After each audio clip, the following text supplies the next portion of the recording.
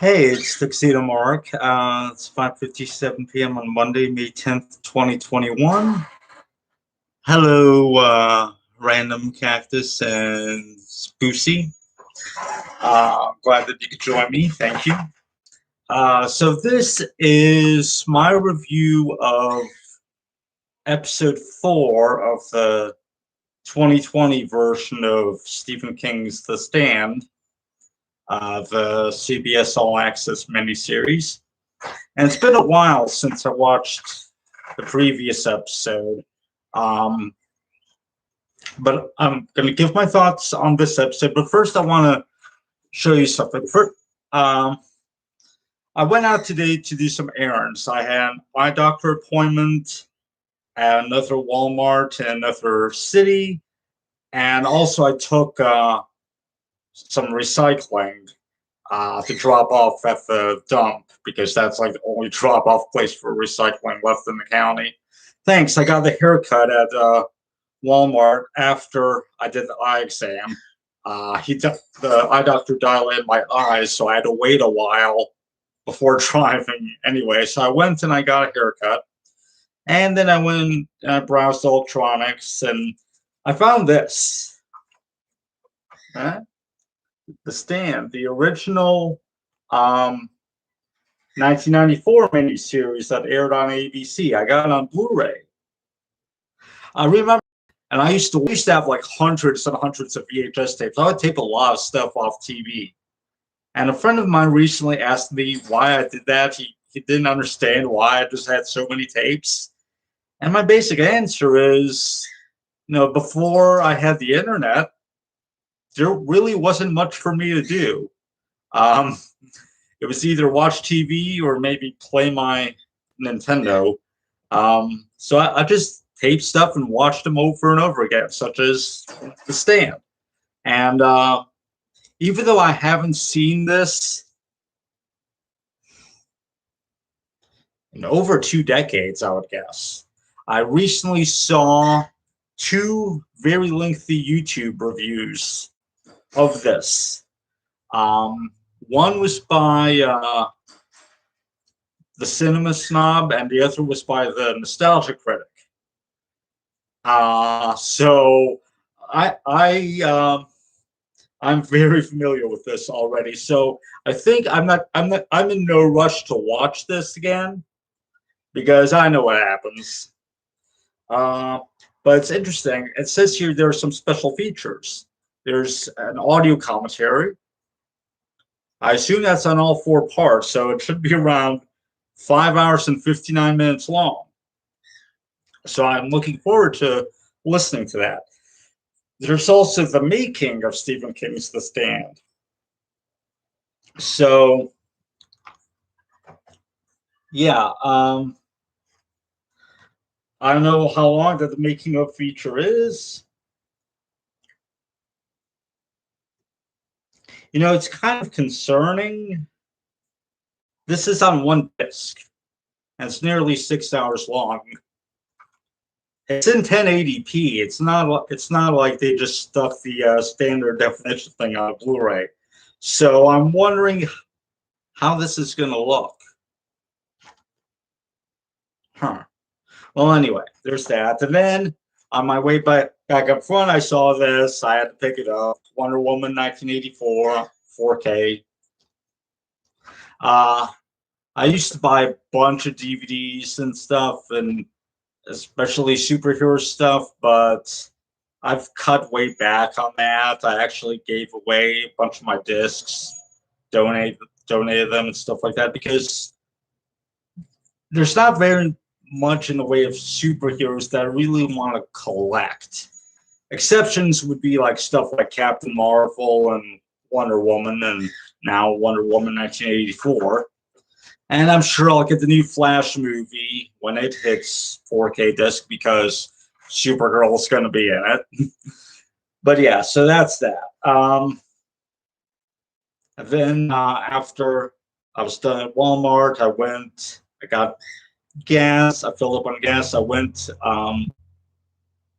to the dump to drop off the recycling. I stopped to get some lunch. and I came home, and I set up this live stream because I knew since I picked this up, I'm like, I should get back to watching the new version. So I did. I just finished watching episode 4, and it is called The House of the Dead. Um, now, okay, as usual, these episodes like jump all over the place. It's really an odd way to do this. I don't know if the screenplay was written like this or if they just edited everything together like this, but it's kind of odd. Um, so a few things happen here. It focuses on different groups of characters, and Spider-Man. Oh, that's gonna be the new Spider-Man film, right? The one with the multiverse crossover, supposedly. Yeah, I'm looking forward to that too. I'm looking forward to seeing Kirsten Dunst as Mary Jane again. And with any luck, supposedly Emma Stone is going to reprise her role as Gwen Stacy. But anyway, so okay, so in this episode, first I'll deal with the flashback scenes. There's a few different flashbacks. Um, One of them deals with Nick Andros and Tom Cullen. They're hanging out in,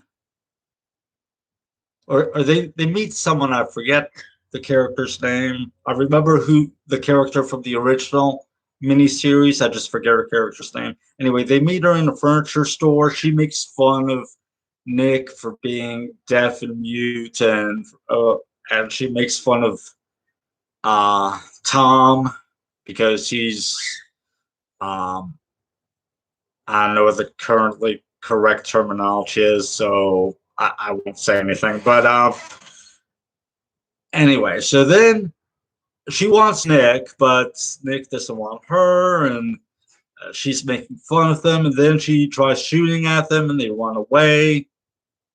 Then Nick sees an advertisement for Hemingford Home. Now, in the original novel, Hemingford Home was the town in Nebraska that Mother Abigail lived in. In the new miniseries, it's the name of the retirement home in Colorado that she lives in. So Nick sees an advertisement for that, and we get a little cameo from Stephen King as one of the people featured in the advertisement. So they go and find Mother Abigail. She's like the last one left there, and she's talking to all of her dead friends. Like they're just sitting there, their bodies are just sitting there dead. She's covered some of them with like quilts or blankets or something, but she's having conversations with them. It's really creepy. But then she's happy to see Nick and Tom, and they rescue her. Another flashback, and this one's really disturbing. Franny and Franny Goldsmith and Harold Lauder on the road. This is after they've already come across Stu, but they're on their own on the road, and they come across a truck blocking the entire highway, and they can't get around it. They figure the driver died, and that's just how he happened to park or something. That's how the truck ended up. But no, the driver's alive, and he did this on purpose to stop travelers. Basically, he's got pride, as he calls it. Basically, he's taken 2 women prisoner. He wants to do the same thing to Franny. He has Franny and Harold put handcuffs on. And then he challenges Harold to a fight. And whoever wins gets control of the pride. So this guy is horrible. He's a misogynist, and keeps using the word snowflake, and I hate him. I hate him. He beats the crap out of Harold. Meanwhile, the other two girls form a plan, and I believe one of them is Dana Jurgens. But anyway, so when like Stu and Glenn have come after Franny and Harold, and when their car arrives, that distracts the redneck dude. So Dana starts beating him with a pipe. Well, first of all, they try to get a hold of his gun. His gun goes off and kills the other woman, unfortunately. Just blows her brains out completely. You see a brief shot of her body on the ground. Franny sees it, and but anyway, Dana beats the dude to death with a pipe, gets blood all over the place. I think blood lands on I don't know if it was Franny or Harold or but anyway. So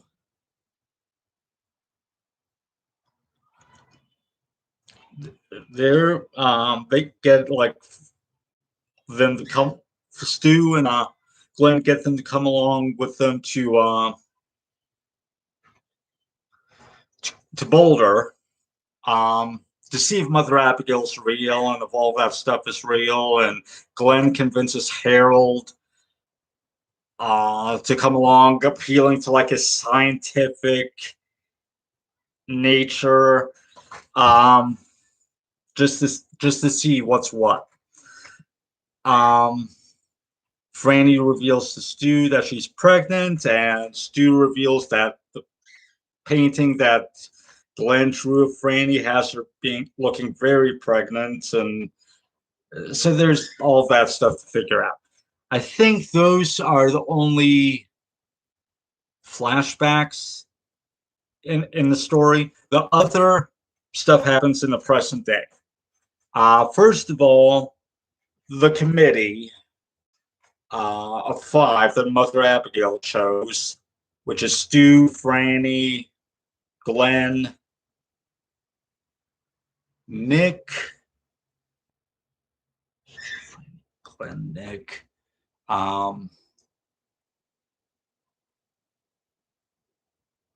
Trying to. Oh, and Larry. So they're trying to decide how they're going to address the people. That they're going to hold a town meeting, basically, and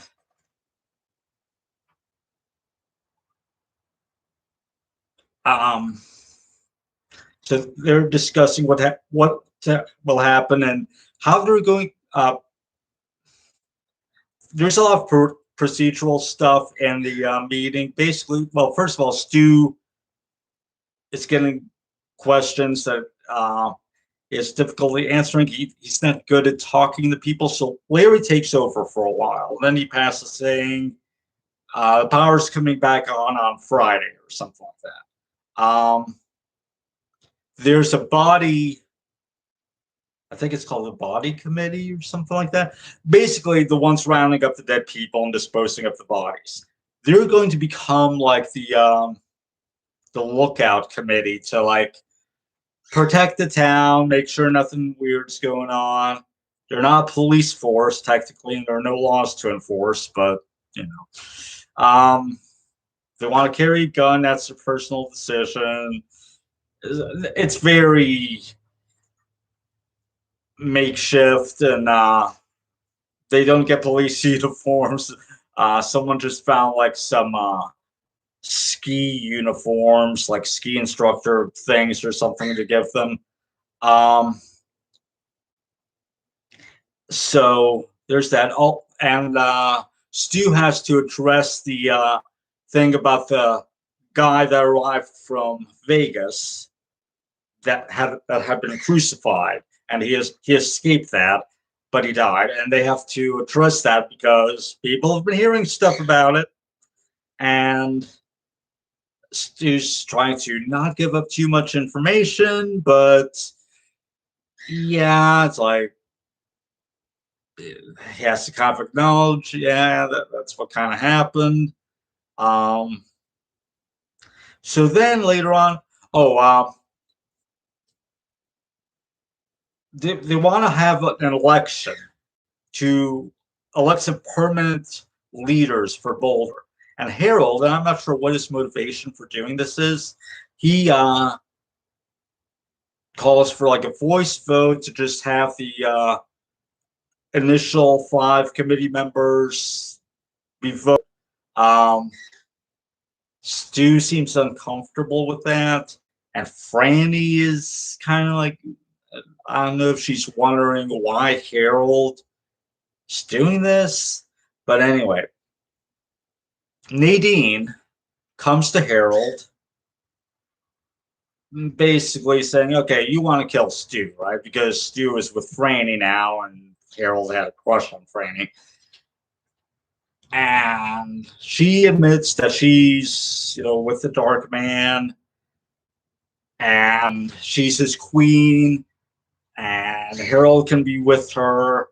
She's saving herself as a virgin for Flag, but Harold can have her like any other way that he wants.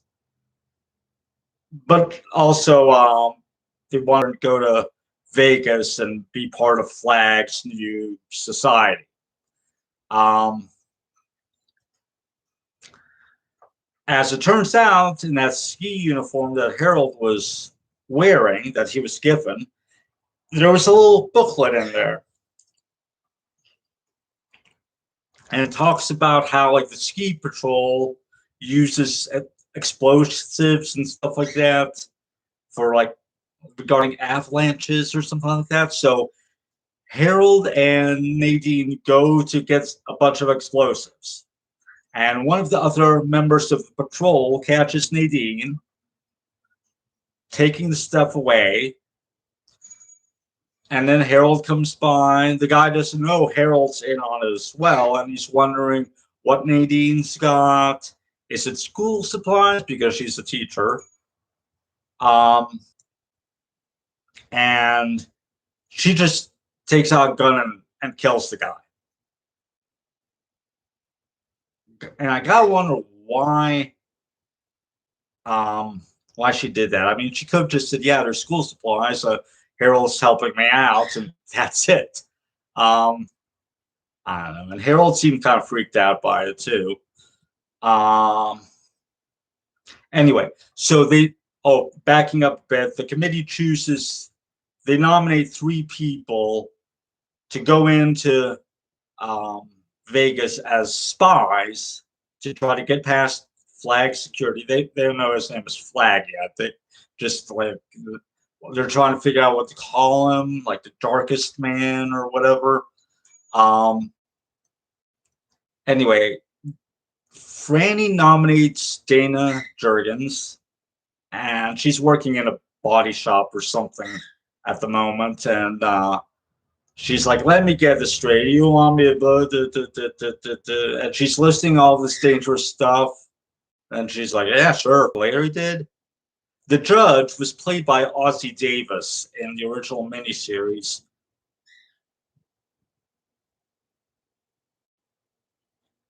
Huh.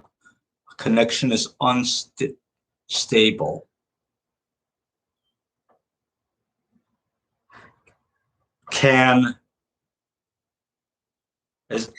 Is my connection? Can you still hear me? It said my connection was unstable.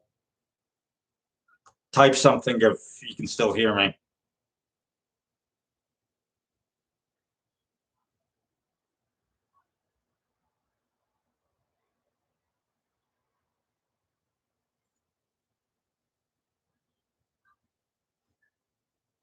Well, anyway,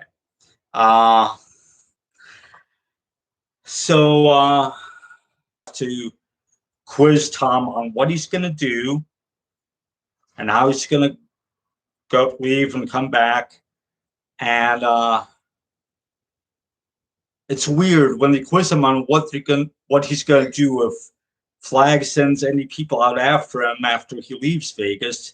And he's like, if it's more than one, run. If it's just one, kill. And Nick has this look on his face like, but Franny's like, Franny was the last person that I would expect to agree with that. But anyway, they figured they're not going to ask Mother Abigail's permission to send out spies to Vegas because she won't give it anyway. But they decide, yeah, we're going to do this because it might be necessary to save us all. We got to know what's going on over there. So then Franny's writing, she's keeping diary entries basically for her child to read after her child grows up. Basically, a record of establishing the new society. And I know Franny kept the diary in the novel, so yeah. Oh, and the power gets turned back on. Franny does the countdown. There's a bit of delay, but they get the power turned back on. Everyone cheers. Larry's standing up on top of this makeshift stage, and he plays an electric guitar. So, yeah, so the power's back on. And then where the episode leaves off is after Nadine kills that one patrol guy. So basically, I think as far as the present day activity of this episode, it is roughly, I think, in the third episode of the original 94 miniseries. The next episode, episode 5, will be the half-week. Not sure if there were actually going to be any flashbacks in this episode. I was surprised that there was. And there will probably be more because this miniseries loves to jump around in the time frame. It gets kind of confusing a bit sometimes. I wouldn't have done it this way. I would have just done it in chronological order. But I still wanted to try something different. I really like Odessa Young's performance as Franny. She's by far my favorite character. But yeah, I think that's all that I have to say about this episode. I'll probably watch another one tomorrow, I think. I might do an episode of Voltron and review that later on today. But yeah, as far as The Stand, that's it for today, I think. It was a good episode. I enjoyed the miniseries. There are good moments in it. I just wouldn't have structured it this way. There seems to be a large number of celebrity cameos in the form of pictures in this miniseries. For some reason, Harold has a picture of Tom Cruise on his mirror. Oh, by the way, there's a montage of people checking out their reflections in the mirror at the beginning of this episode, and a Johnny Cash song plays. So that's kind of weird. There's someone gets a Blu-ray from the local gas station. I think it was Apple. I don't know if it's alive. Anything's possible, right? Yeah.